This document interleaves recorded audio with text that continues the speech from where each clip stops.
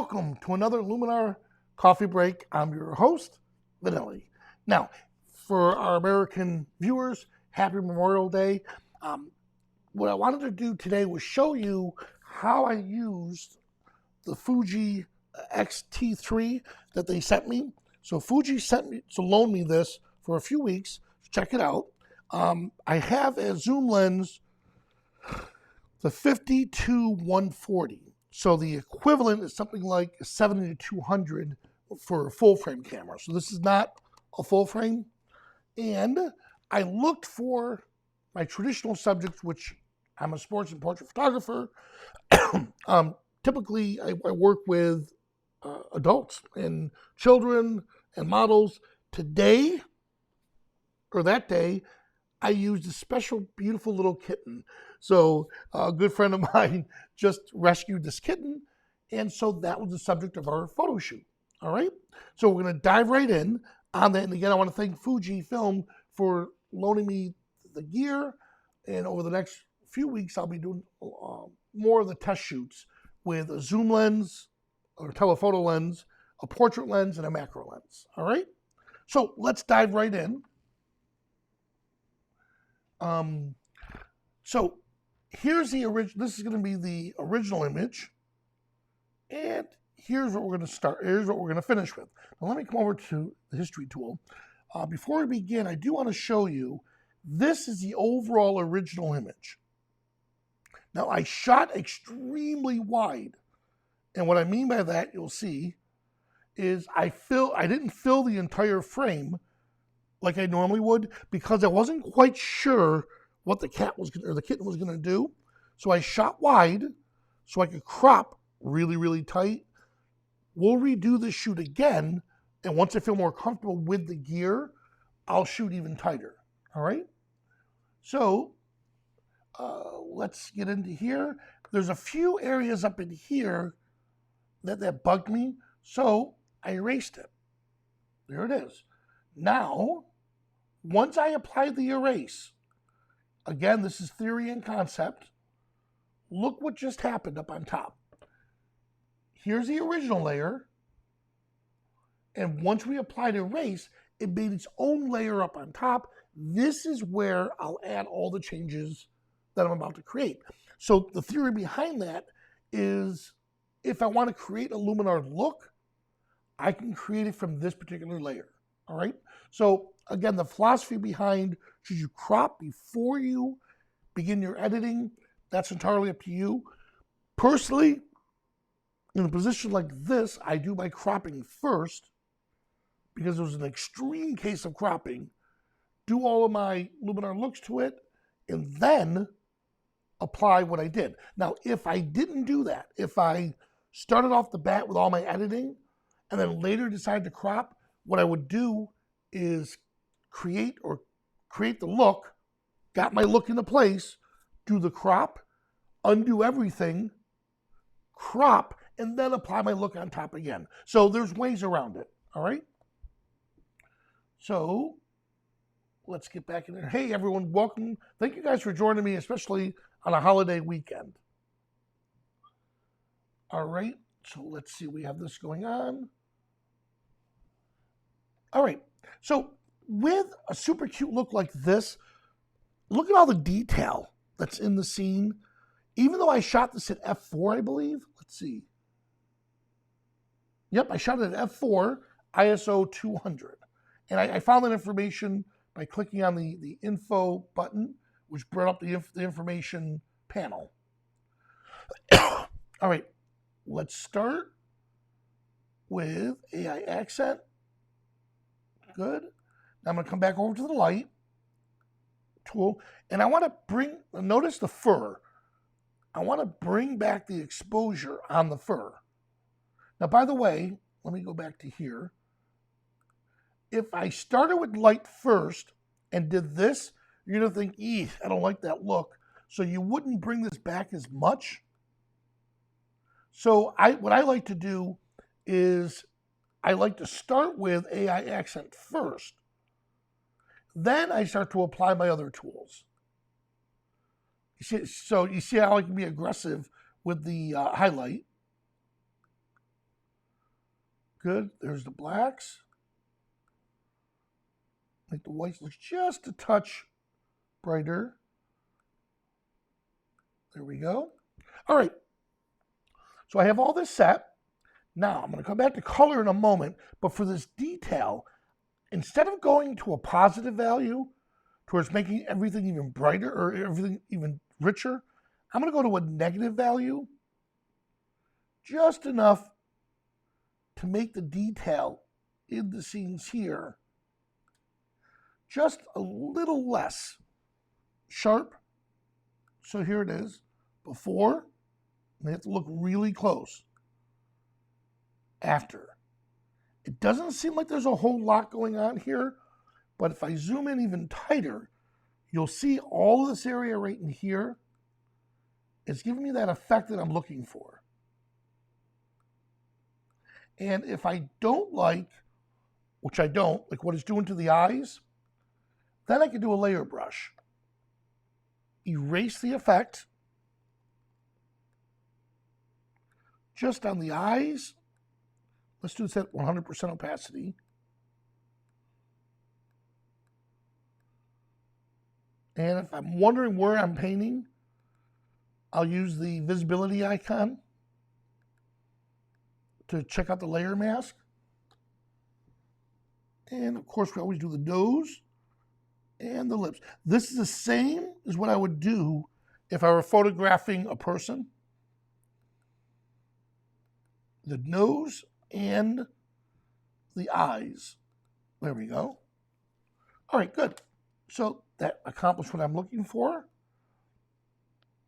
All right, I'll come back to vignette in a moment. Now I'm going to come back to the color tool. And let me zoom out just a little bit. I like this, but that green is a little excessive. Right about there. All right. So what I'm going to do is I'm going to tone down the overall saturation of the scene right about here.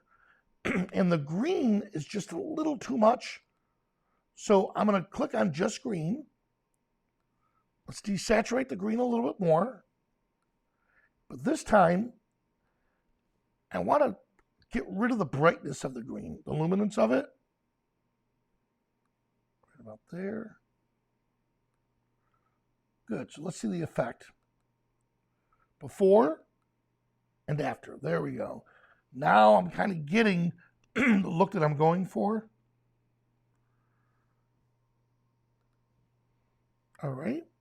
And of course, for the vignette, you could choose to do this at the very, very end, or we could do it right here.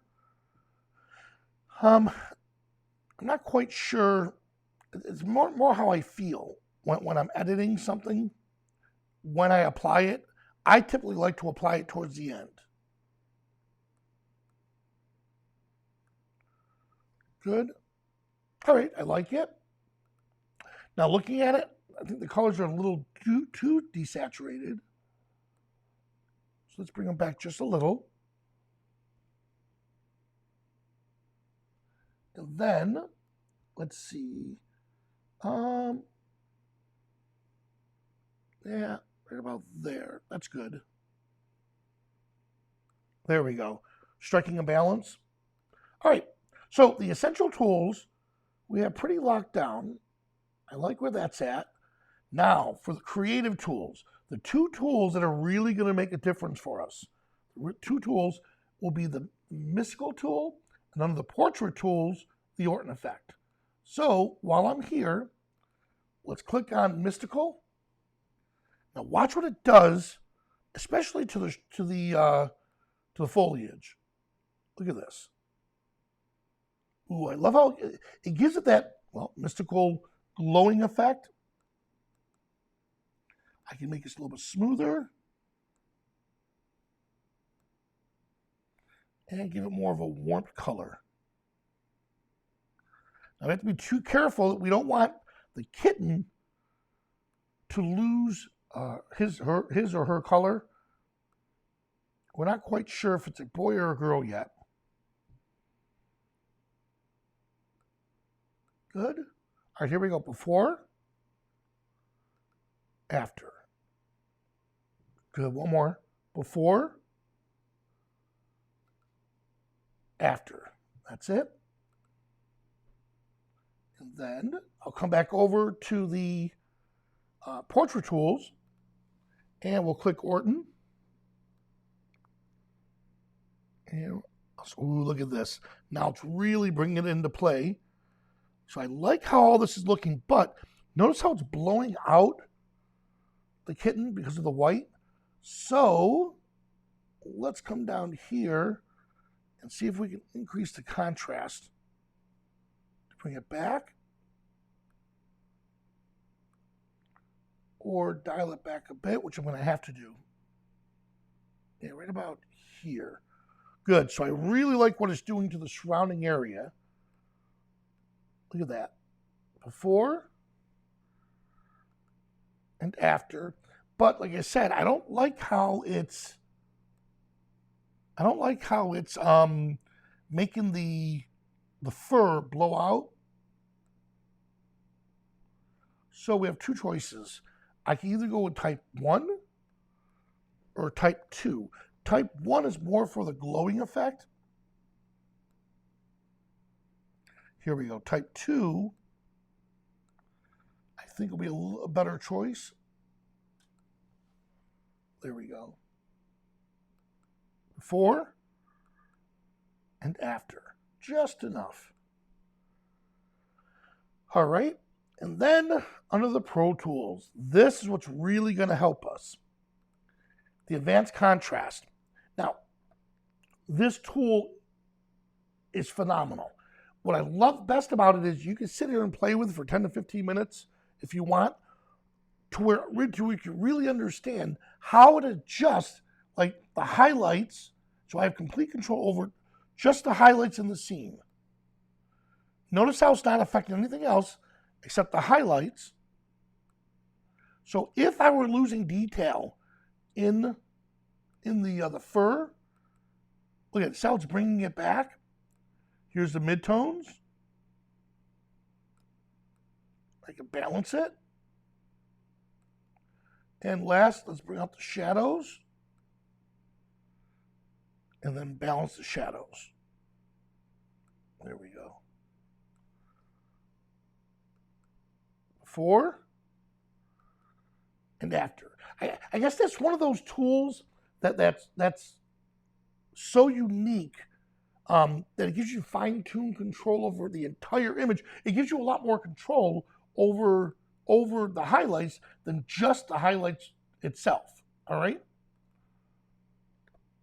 So use that tool when you really want to have complete control and you know you're going to create a look out of it. So this way you don't have to keep, like going back and forth what we just did would take a lot of time if I had to edit like 75 of these images. But by creating a look with that included, then I just have to go in and just tweak it just a bit and I have a good place to start. All right? So here's before and there's after. All right? And one last thing we're going to do, and this is totally optional. So I like where I'm heading with everything. I want to come down to the sun rays filter. I'm going to zoom out just a little bit. Now with the sun rays filter, I'm going to place the sun ray actually off the screen. Now, it's going to look weird at first. It's going to look weird at first, but we'll see what we do. Ready? Yes, Julie, this was taken with the Fuji camera. All right. Penetration. There we go. All right, so that's good there. I just want to see where I'm at. Number of rays, I like that. The sun radius, I'm going to dial that way back because I don't want that glow to appear. And I'm actually taking that off the screen. There we go. Sun glow is good. The glow amount is good. Let's bring a little warmth to the scene. And it's going to bring warmth itself. Now, the overall look, that's going to dictate if it's going to affect the overall look of the scene. And I want the colors to spill over. Now I can dial this way back. Just to where it's enough to where you can't tell it's there, but it's there. Look at the difference. All right? And once again, if I don't want it on the subject, I can apply a mask and just take it away from the areas I don't want. There we go. Done. All right, so let's see if that does make a difference. Before and after. Look at that. So I'm going to fill the frame. Here we go. So here's the original image we started with. And then, after applying a few of the tools, this is what we're going to end up with. A nice, super, just a really cool, super cute pet portrait. So there you have it. Now, again, I created a look out of this. And the reason why I created a look is when I shot with the camera, as a sports photographer, I can appreciate this. When you're shooting, I usually shoot 11 frames a second. I ripped 150 frames in just a few moments. And I realized I had it on the highest speed possible. So I think CHL, let's see, I had it on, yes. So I had it on CH instead of CHL. So when I clicked it, all I could see is this flickering. I didn't have the sound on. I just saw a little flickering in the film or in the viewfinder, and I realized, oh shoot, I'm overshooting this scene.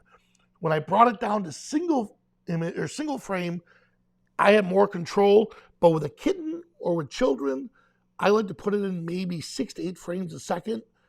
This way, if they make any sudden changes, you can capture those little nuances in between. All right? So, guys, thank you so much. We really appreciate you guys taking time out, especially on a holiday weekend. Oh, by the way, I do want to show you guys this. So,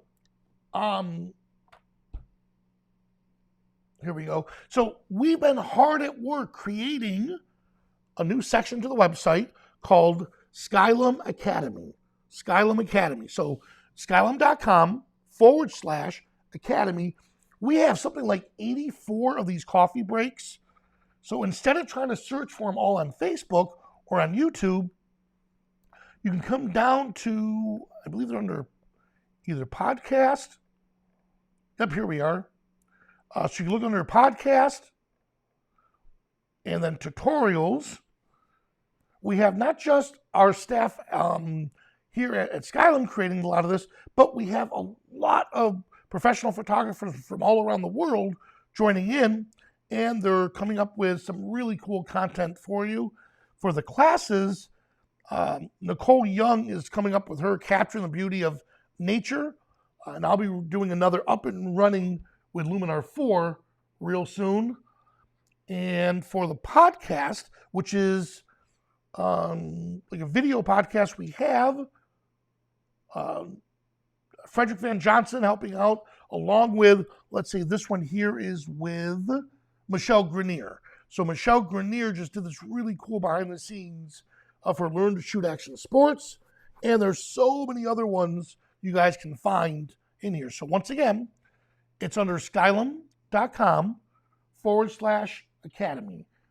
So this way, we like to put everything, we like to put everything out in one area for you so you can find it and make it easier for you to learn. Good. See, Jeffrey says, how are we ever... So, you know what's funny about that, Jeffrey? It's like this. I look back at a lot of, like, a Maserati, for example. You look back at the Maserati, you're like, oh my God, this 1972 Maserati is absolutely breathtaking.